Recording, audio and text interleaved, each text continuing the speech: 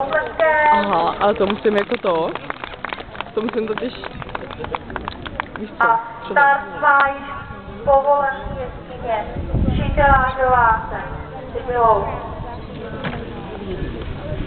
Co ten koník, jak se obsedal? Jak byl tábor ten, já nevím, jak se jmenoval, hezký byl. Potekla drobačce.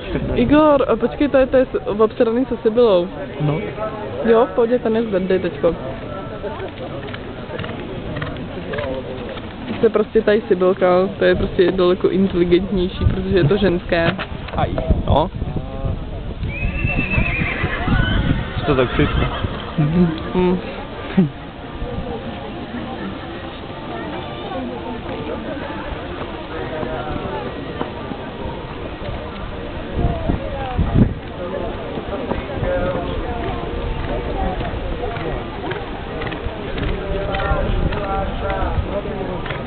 A hezky jedou. Jo. Hrozně hezká kobyla.